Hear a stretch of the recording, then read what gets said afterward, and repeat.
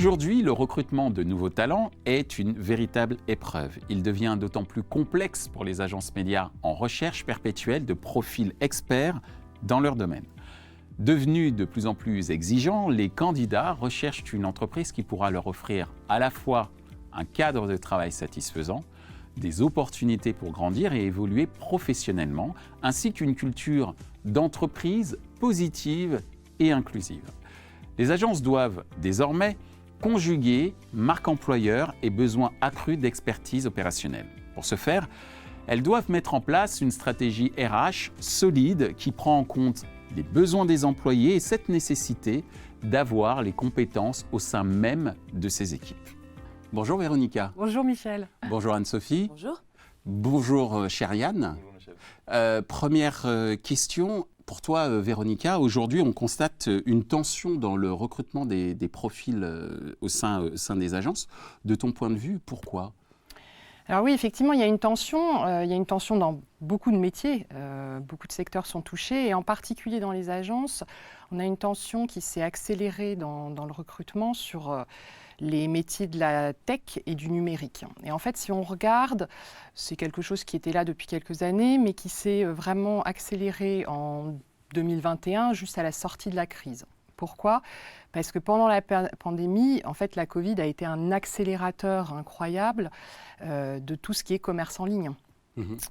Les acheteurs se sont mis à acheter en ligne, la vente a explosé, les sociétés se sont aussi équipées et donc elles ont découvert, certaines d'entre elles ont été sauvées par leur site web et donc elles ont découvert aussi qu'il y avait des compétences qu'elles ne connaissaient pas et qui étaient nécessaires et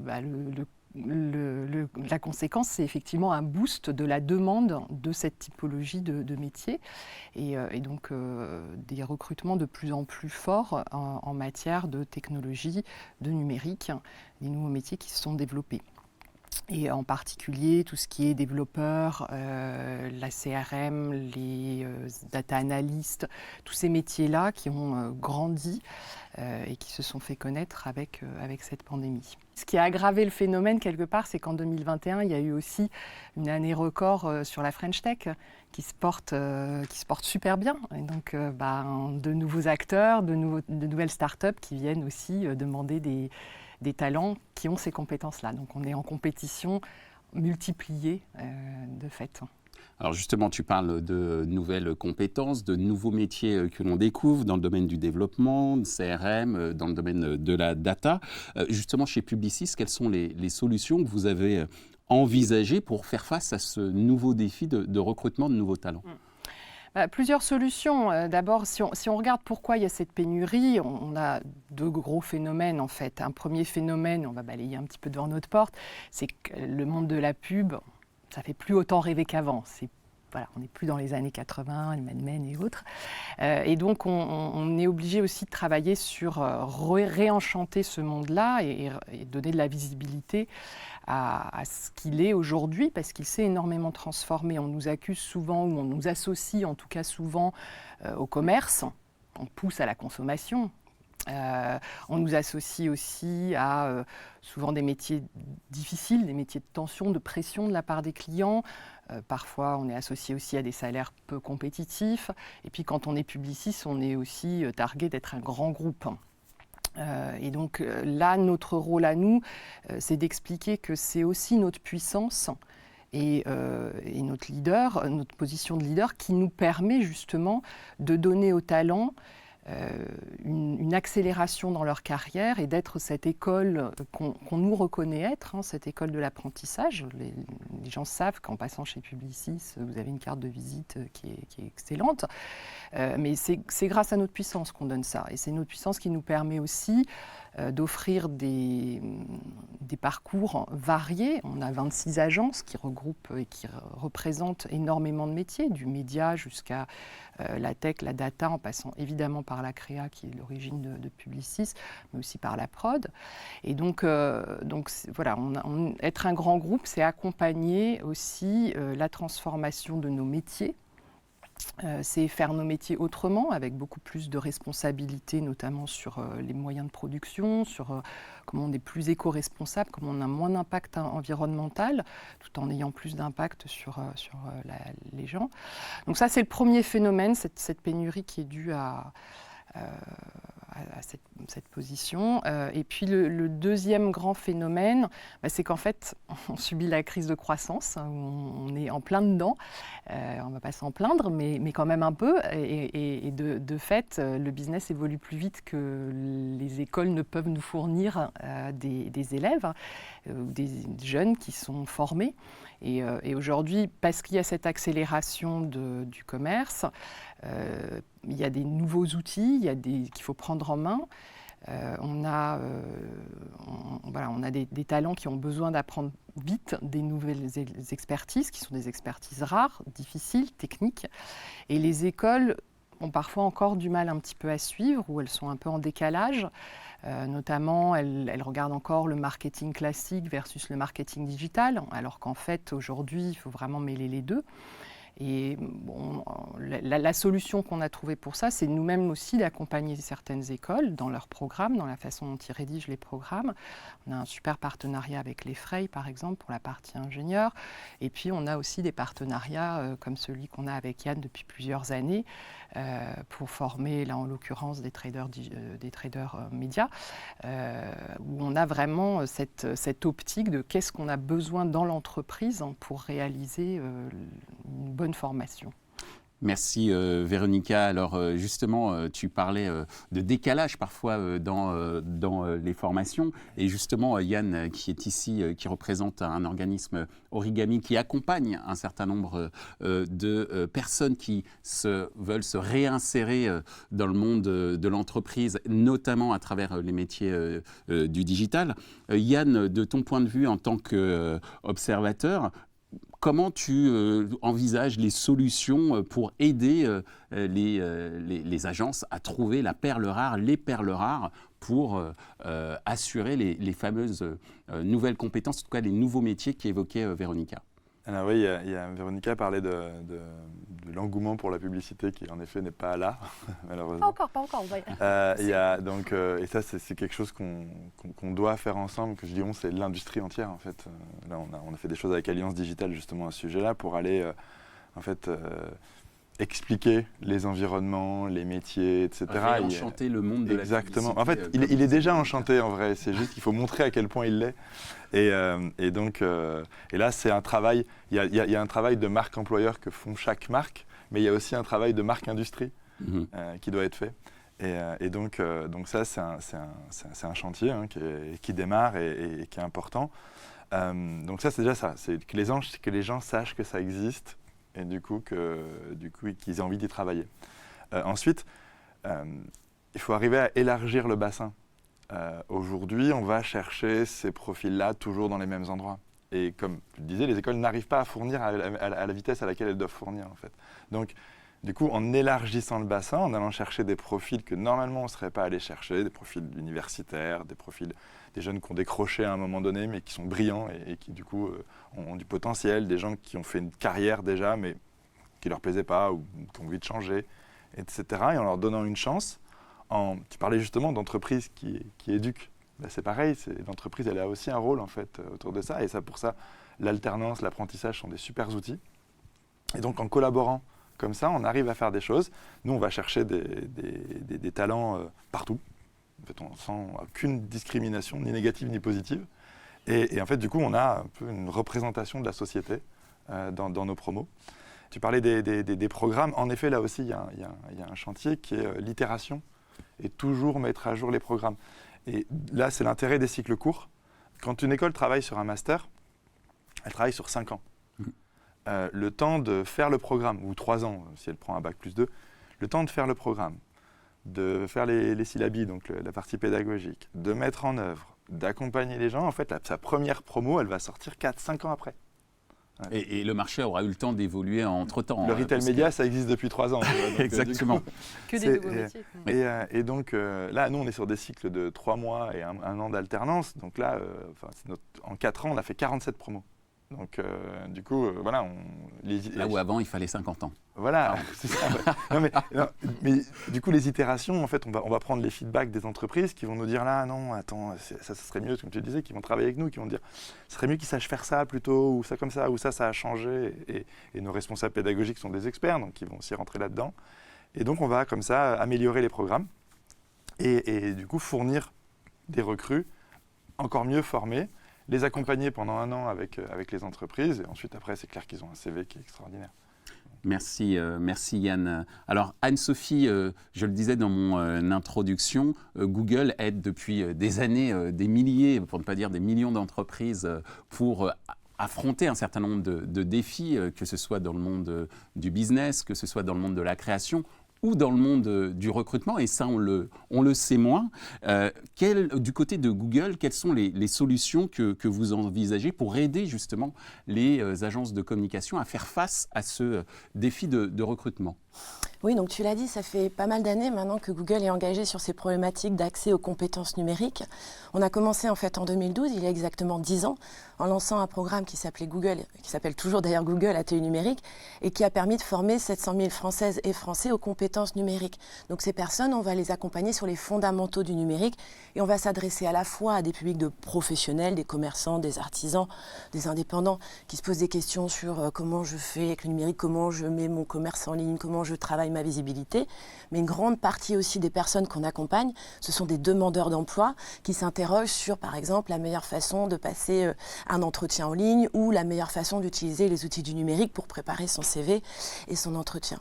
Donc, fort de ces années d'expérience, ça nous a permis aussi de construire des partenariats et des collaborations très fortes, mais depuis quelques années, on se rend compte aussi que le sujet de l'emploi et de la pénurie de talents dans les métiers du numérique est de plus en plus fort, et on est aussi interpellé bien évidemment sur comment on peut nous aussi contribuer pour permettre de pallier ce manque de talent dans les agences et finalement aussi dans beaucoup d'entreprises. Et donc c'est aussi pour ça qu'il y a quelques années, on a décidé d'attaquer plus frontalement en fait sur des parcours de formation qui, comme le disait Yann, doivent permettre à des personnes rapidement de pouvoir exercer ces métiers-là.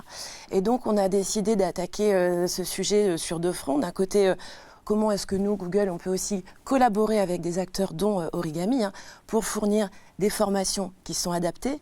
Et la deuxième priorité pour nous, c'est comment aussi on accélère la diversité dans ces métiers, puisqu'on le sait aujourd'hui quand même dans ces métiers, c'est, par exemple parmi les demandeurs d'emploi dans les métiers du numérique, c'est globalement 77% d'hommes blancs issus des zones urbaines. Donc il y a aussi un vrai sujet d'accès à ces métiers parmi des profils qu'on trouve beaucoup moins, que sont les femmes, que sont les personnes en situation de handicap, que sont les jeunes issus des quartiers prioritaires de la ville.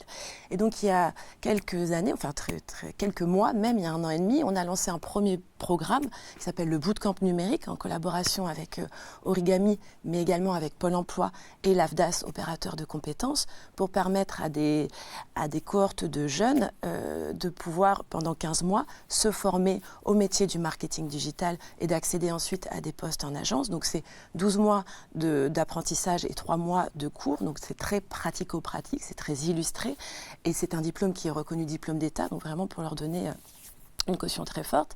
Donc ça, j'ai envie de dire, c'est ce qu'on fait de plus abouti en termes de certification et d'accompagnement chez Google. Mais on a aussi décidé très récemment, il y a quelques semaines maintenant, de lancer un nouveau programme qui s'appelle Google Career Certificates. Donc ce sont 4 formations 100% en ligne, accessibles depuis la plateforme Coursera, pour permettre de se former à des métiers comme par exemple UX designer ou project management ou data analyst, et qui ne nécessitent pas de compétences préalables. On n'a pas besoin à la base d'être un technicien chevronné ou ingénieur. Non, il n'y a pas besoin de compétences, il faut juste avoir envie de les passer et avoir la possibilité aussi de passer une centaine d'heures devant son ordinateur, parce que c'est des formations, encore une fois, qui sont 100% en ligne.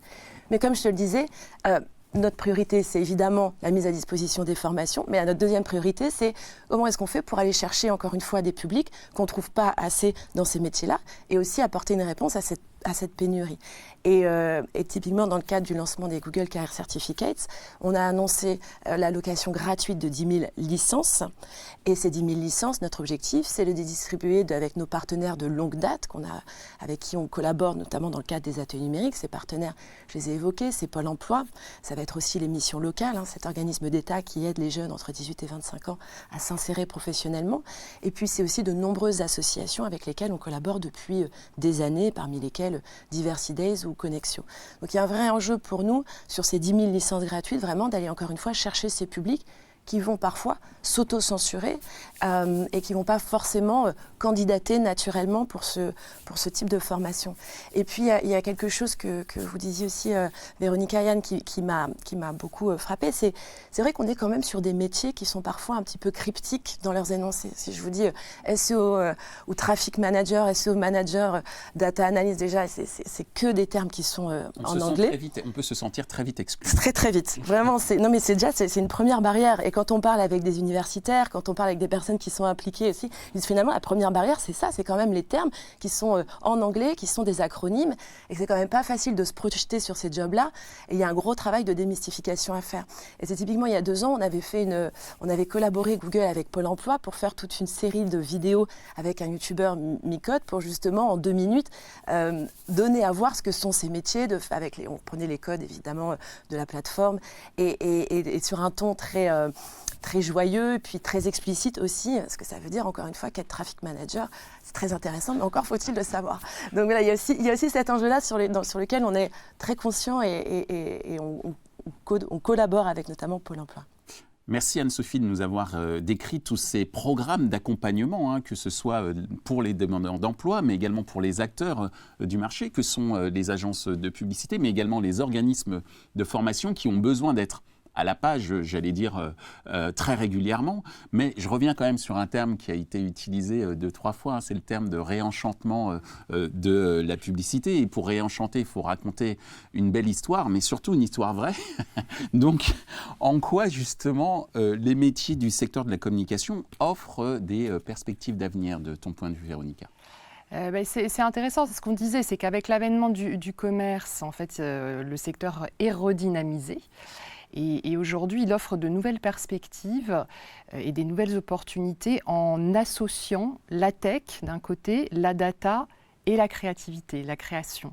Et ça, c'est formidable parce qu'aujourd'hui, on peut mettre en œuvre et faire naître, faire vivre des idées grâce à la technologie, grâce à la data, en allant chercher des touchpoints précis, en allant chercher des choses beaucoup plus pertinentes qu'on ne pouvait pas faire avant. Et aujourd'hui, quand on mélange ces 3 métiers ou ces 3 fonctions, on obtient des créations, chez nous pour n'en citer qu'une, plugin de Renault par exemple, c'est une idée formidable d'utiliser, c'est une promesse de campagne, d'utiliser l'ensemble des particuliers en France pour accueillir des automobilistes qui voudraient recharger leur voiture. Merci. Et donc voilà, cette idée, elle est née de l'association de ces trois métiers. Donc aujourd'hui, ça c'est ce qui permet de donner une nouvelle perspective. Quand on rejoint une agence, en fait, on rejoint une agence aussi pour transformer nos métiers, je l'ai dit tout à l'heure, de la façon dont on travaille, sur l'impact sociétal. Et puis, vous avez tous les deux fait mention de cette diversité vers laquelle on doit aller.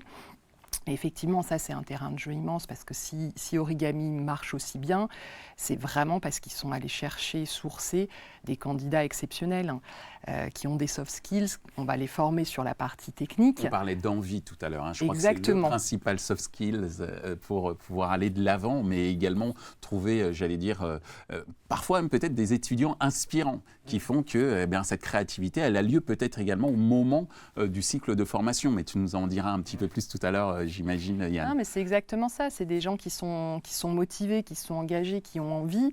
On avance beaucoup plus vite avec eux. Et puis, on se rend compte, en fait, que les écoles ou les filières qu'on pouvait un peu bouder avant ou qu'on ne regardait pas tellement, je pense au BTS communication, par exemple, qui n'était pas forcément là où on allait recruter majoritairement. J'ai fait un BTS moi-même. Hein, voilà.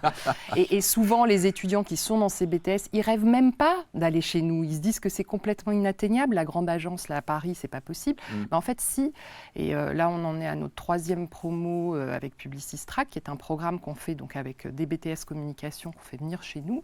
Et en fait, d'abord, on rend de la fierté à nos talents à nous parce qu'ils sont impliqués dans des programmes qui sont extraordinaires et qui accueillent des gens vraiment issus d'une diversité.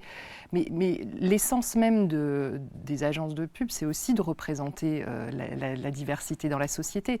Exact. Donc, on ne fait notre métier d'autant mieux qu'on est capable aussi d'avoir cette représentation en interne. Et donc on va aller chercher des publics divers. Et ça, c'est des belles perspectives. Merci beaucoup Véronica de nous avoir expliqué un petit peu l'état d'esprit de Publicis justement dans cet effort d'inclusion qui est important surtout quand on est une agence qui est là pour vendre des produits à la société tout entière. Donc merci pour cette explication.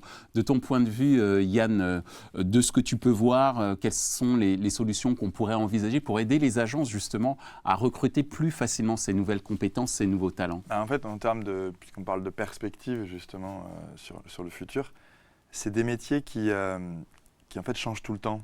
On disait, là, il y a eu 3 révolutions majeures. Hein. Le search, première révolution, donc les moteurs de recherche. Deuxième révolution, les réseaux sociaux. Et là, on vit la 3e révolution, le retail. Donc, à chaque fois, ça a été des acteurs qui ont explosé comme ça et qui grossissent. Donc, le e-commerce. Et en fait, à chaque fois, il faut se réinventer aussi, il faut réinventer la manière de travailler. La formation, en fait, elle peut plus s'arrêter. Je sors de l'école et ça y est, c'est bon, je suis en entreprise, c'est parti. Et du coup, là, les programmes, en fait, finalement, ils vont être dans le temps, dans la continuité. On va se former toute sa vie. Les carrières certificates, c'est ça aussi. J'ai envie de me former, j'ai un emploi, il manque cette compétence dans mon emploi. Et en fait, je vais l'acquérir. Ça, déjà, en termes de perspective, c'est quand même génial d'être dans un secteur où on va pouvoir tout le temps évoluer. Grâce à la loi de Moore technologique. Hein, juste petit rappel, la loi de Moore, c'est de dire qu'une technologie va doubler en puissance, ou en tout cas, on va dire un processeur va doubler en puissance pour le même type de budget. Donc on dit 18 mois, mais dans notre monde à nous, publicitaires, c'est tous les 6 mois qu'il y a un nouveau concept et sur lequel il va falloir travailler et comprendre comment ce concept fonctionne. Ouais, et puis là, si on regarde ce qui se passe du côté des startups que tu citais tout à l'heure, elles sont en train d'inventer aussi des méthodologies qui probablement vont finir par arriver dans les agences parce que là, il y a un vivier incroyable de talents, en fait, et les agences vont finir aussi par s'en inspirer. De toute façon, c'est normal, hein, puisque les petites agences qui bossent avec les startups grossissent et du coup rejoignent aussi ces groupes. Et donc, c'est magique. Il y a des tonnes de choses à faire pour ça. En plus, que tu le disais tout à l'heure, ce que je trouve intéressant en termes de perspective, c'est la fusion annoncée depuis très longtemps, mais là, ça y est, on y est. C'est comme l'année du mobile. On disait ça pendant des années, et puis Free est arrivé, et pouf, ça a explosé. Là, en fait, c'est justement cette fusion entre la donnée, la créativité, la créa, et tout ce qui est communication, médias, les tuyaux. Exact. Et en fait, c'est des mondes qui ne se parlent pas. Hein. C'est des cultures qui ne sont pas compatibles, enfin, qui ne l'étaient pas.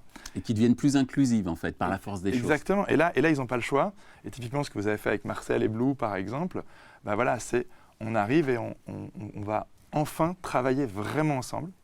Et ça, c'est génial pour tous les gens qui y travaillent, parce que du coup, ça leur ouvre des portes vers des nouveaux métiers, des nouvelles compétences qu'ils n'avaient pas ou qu'ils ne connaissaient pas.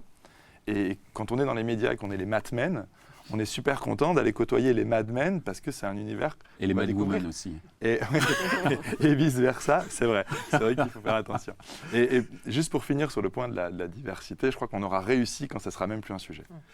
Je suis tout à fait d'accord. En fait, nous, on n'en parle même pas. En fait, on essaye de pas parce que on ne veut pas que les gens qui font nos promos se considèrent comme étant là parce que ils n'ont pas fait le parcours que les autres, etc. Nous, dans nos promos, on a des EM Lyon qui côtoient des bacs pro électrotechniques. Voilà. Et c'est génial, parce qu'en fait, à la fin des 3 mois, c'est impossible de distinguer les deux. Et c'est ça qu'il faut, en fait. C'est qu'à la fin, les gens se sentent juste faire partie d'une grande famille, qui est la famille de la pub en ligne, qui elle aussi se réinvente, qui essaye d'avoir un impact positif de tous les côtés. Et c'est ça qui compte, en fait. Merci Yann. Anne-Sophie, Yann à l'instant nous parlait de la grande famille de la publicité digitale, ou on va dire de la communication digitale, et Google en est un des principaux acteurs. De ton point de vue en tant qu'observatrice de l'évolution du marché et de l'évolution du marché des talents, quelles sont les perspectives qu'offrent les métiers de la communication à l'avenir de ton point de vue? Véronica et Yann l'ont évoqué, c'est vrai qu'on a, de notre point de vue, on a beaucoup d'apprenants qui viennent sur les bancs des Google Ateliers Numériques, notamment avec une question très simple, quels sont les métiers qui recrutent? Vous me conseillez de me diriger vers quelle typologie de job? Et notre réponse est de dire, en général, vous ne ferez pas un mauvais choix en pariant sur un métier du numérique. Enfin, tous les chiffres le prouvent. Alors, il y a de très nombreux métiers en tension aujourd'hui dans plein de secteurs différents. Mais force est de constater que le secteur du numérique n'échappe pas à la règle, que d'ici 3 ans, on prévoit 230 000 postes à pourvoir dans le numérique et qu'il y a beaucoup d'autres jobs dans l'écosystème des entreprises qui vont nécessiter des compétences numériques aussi. Donc, c'est pour ça qu'on est très actif et très volontariste aussi aux côtés de nos partenaires sur ces questions-là, parce qu'on sait que le gap, le manque de profils formés sur le numérique est encore très très fort. Donc si je peux me permettre un truc, ce qui est génial avec ce que vous faites, avec ces ateliers, etc., c'est aussi que ça décentralise le truc. C'est quelque chose de très parisien, il faut le dire. Et le monde a changé il y a 2-3 ans. Et du coup, c'est pour ça que j'ai déménagé. Ouais, non, mais ce qui est hyper intéressant, c'est que vous allez chercher justement des gens dans des endroits, et les ateliers numériques sont partout. Et même maintenant, c'est même des bus qui se baladent. Donc, et donc, du coup, ça c'est quand même important, il faut le signaler, parce que c'est vraiment ça qui va aussi faire que ça va aller augmenter le bassin, parce que voilà, il y a que 20% de la population en Ile-de-France, donc c'est tout à fait clair. Non, tu as tout à fait raison, c'est vrai, Yann a raison de le souligner, je le remercie.